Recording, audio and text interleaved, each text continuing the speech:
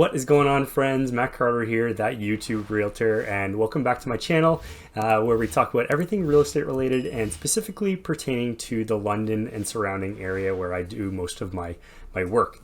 So today I'm going to be talking about something a little more broad, it's interesting.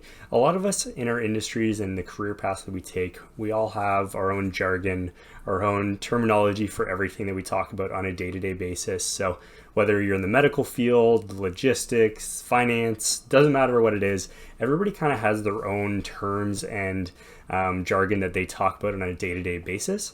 So I thought I would take some time, do a video on some real estate specific terms that you would probably hear on a day-to-day basis if you were looking to enter the market, whether it be on the buy or the selling side.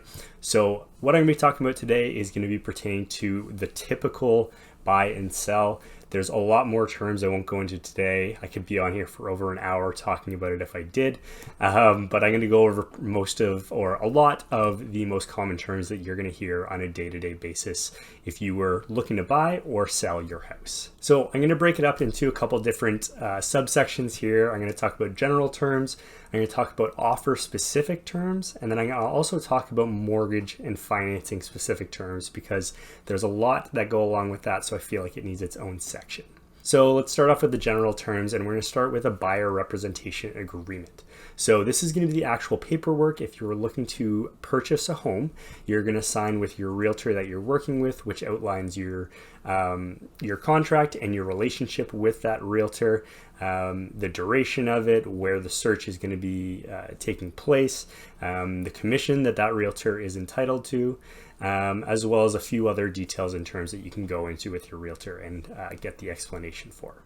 Buyer's agent, or also called the selling agent, which is a little confusing. So a lot of the time you will hear the term buyer's agent, and that goes along with, if you're looking to purchase a property, it's going to be that agent, that realtor that's helping you actually look and make the offers on the property. You may also hear the term selling agent, which actually doesn't refer to the agent on the other side of the deal. It is the buyer's agent as well. This more takes place when we hear this terminology for the legal paperwork of things, but if you hear selling agent, it's the exact same thing as buyer's agent. Comparables, or as a lot of people call them, comps. So comparables or comps are going to be any property that's very similar to the one that you're interested in, probably looking to put an offer in. So your agent's going to go pull comps, which is a common phrase, for some comparable properties in the area so that you can make a competitive and informed offer on the property that you are looking at. Condo fees. So these are going to be fees that if you do end up considering a condominium, they're going to be monthly fees that go towards the common elements of your condominium corporation. So these can cover a variety of different things depending on which type of condominium you're in, whether it's an apartment style condo or more of a townhome style condominium. And it could be anything from any common buildings such as gyms, libraries, meeting spaces, or just anything such as snow removal, lawn maintenance, any lighting, garbage removal, anything like that is all included in your condominium fees. Days on market. So days on market refers to the amount of time in days that a house has been listed for sale on Realtor.ca or MLS, or if you're not looking on there, just the amount of time that it's been active and on the market and available for buyers to actually put an offer on that property. Easement. So an easement is the right to access, use, or cross through somebody else's land, which is actually written onto the title and the deed of that property. A lot of the times what you'll see within the city, if you do have an easement on the property, it's generally for utilities, so the city can come onto your property, whether it's sewer lines, fire hydrant, things of that nature, so that the city can have access to all of that if they do need to do any work. Equity.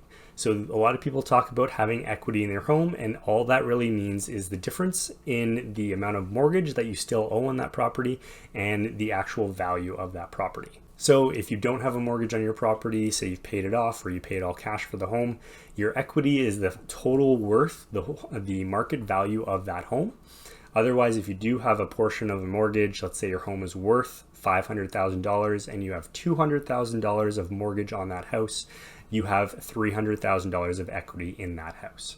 A listing agreement. So if you're a seller and you're going to go put your house up for sale using a realtor, putting it on MLS and everything, you're going to have to sign a listing agreement. This is similar to the buyer representation agreement that I spoke about earlier, but for the sellers. This will outline the duration of your contract, the commission to be paid, or the financial structure of that sale, as well as a bunch of other details that your realtor can talk to you about. Multiple listing service, or more commonly known as MLS. So MLS is actually a database which cooperating realtors, most of which who operate within the province, contribute to this database with homes for sale, as well as a whole bunch of other information and that they can access to use for comps, anything like that. Seller's agent or listing agent. So this is going to be the inverse of what I spoke about earlier with the buyer's agent and selling agent. So the listing agent is going to be the agent that's actually putting that house up for sale, marketing it, and getting it sold. So next up, we're going to talk about offer specific terms. So starting off, we're going to have the agreement of purchase and sale. This is going to be the paperwork you fill out and you submit when you're ready to offer on a specific house. It's going to outline a whole bunch of different things with that offer, the details of that property, the offer price, deposit, closing date, any conditions that you have on that. And if you're not familiar with those terms, I will get into them later in this video. Appraisal. So a lot of the times in the home buying process, once you've purchased a home, the bank or your lender where you're getting your money from, they may need an appraisal done to the property. This requires somebody coming out to the house and determining what that home is worth so that they can lend the appropriate amount of money out. So when people say they're having an appraisal done, it just means somebody's coming to the house that works for the lender and is going to be evaluating that property and giving it a number value to determine lending. Closing or closing date. This just refers to the date that you, if you are a buyer or a seller, that the keys are going to change hands and the date that that new owner will be able to occupy the property. Condition or contingency. So a lot of times within your agreement of purchase and sale, you'll have some conditions or contingencies as they're known in the Schedule A in the last page of that offer. This could be a variety of different things that you come up with your realtor, but most commonly the ones that we see are inspection as well as financing conditions. And this basically means that these conditions or contingencies have to be met in order for the deal to move forward and go on to the next steps. So if you're having an inspection done, you need to have a satisfactory inspection, usually on behalf of the buyer, in order for that sale to proceed. Irrevocability or the irrevocable period. In every offer in the agreement of purchase and sale, there's going to be a term called the irrevocability. Basically, all that means is how long that current offer is valid for. So for example, if we write up an offer and we put the irrevocability period for midnight tonight, that means as soon as the clock goes to 12 o'clock or 12:01, that offer is no longer valid anymore. And then if you wanted to move forward with any further conversations with that between the buyer and the seller, a new offer would have to be drafted and proposed. Title search. So again, within the agreement of purchase and sale, there is a title search date.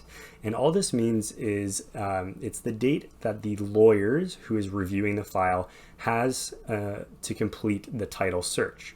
So the title of a home it lists a whole bunch of legal information about the property, including the history of ownership, as well as any potential liens or outstanding loans on that property that need to be remedied before the home can then change hands. So the title search date just means that's how long the lawyer has to deal with all of those potential issues that may arise. All right, moving on to the mortgage terms. Adjustable or variable rate mortgage.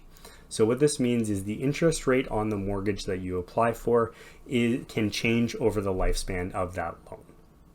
Usually at the beginning of the loan, it'll be fixed for a certain duration, but then afterwards it can change on a yearly basis or every 2 years, depending on which agreement and what you have laid out in your contract with that mortgage. A lot of people choose this route if they believe that mortgage rates are going to go down in the future so that they could potentially lower their monthly mortgage interest rates and pay less money. bridge loan. So this is a sum of money lent by a bank to cover a transition period between two properties. For example, let's say that you have a house that you need to sell and then you're going to be moving into a new house. If you purchase a property and the closing date is before the closing date of the current house that you're in, it means that you're going to have two properties at once. Most people can't afford to have two properties at once. So what happens is you can apply for a bridge loan, which you'll just have to pay interest on that loan to cover both houses for that 2-week period, if that's how long it is. And then once the closing on your current house or your past house closes, you can move on and you don't have to have that bridge loan anymore. Closing costs. So these are going to be all the costs associated with either buying or selling your house. They range from a variety of different things, from lawyer fees, land transfer taxes, title searches, insurance premiums. There's a variety of different things on there. So make sure, if you're not too familiar with those, you watch the video that I created in the past, which goes over everything on the closing costs in detail. The down payment. So this is going to be the amount of money that you apply towards your house. Many people can't afford to pay the whole sum, so you have to get a mortgage. Most of the time, the minimum requirement for a house is 5% of the total cost of that home as down payment, but can go as much as you can afford. So that down payment will be, let's say, 5, 10, 20% of the overall purchase price of your home, and that's payable at closing. Fixed rate mortgage. This is kind of the opposite of a variable rate mortgage, and in that your interest rate will be locked in for the duration of your entire mortgage. Mortgage insurance. So for any high risk loan, which is anything that somebody's putting less than 20% down on a property, you're going to need to have mortgage insurance. And what that is, it is insurance for the lender that protects them against any defaults that the borrower, you if you're getting the mortgage, will have if you're not paying it, if you can't pay it, if you die, if you have any critical illness, anything like that. There are some add-ons you can get in there as well. So it's a premium that you're going to pay on your mortgage each month, which will help protect the lender. Pre-approval. So this is going to be your preliminary evaluation that the lender is going to give you to determine how much they could potentially lend you if you were to purchase a home. This will give you an estimated interest rate as well as an estimated maximum borrowing amount, which you can then use to go and start your shopping for houses. This is not going to be the final number. Things can change once you do go to purchase that property, but it gives you a very good start when you are looking to enter the market, so you know where to start your search. So there you have it. There's kind of your cheat sheet for some terms that you may hear during the regular course of buying or selling a house. Again, by no means is this list exhaustive. There's a ton of other terms that are used. So let me know if there's anything that you aren't familiar with. Put them in the comments below. I'll make sure to get back to you and give you an explanation to what they mean so that you can be fully prepared if you're looking to enter this market. So before you go, if you found value in this content, make sure you hit that like button, subscribe, and hit the little bell next to it to make sure you get notified for all my videos that come up in the future. And until then, take care.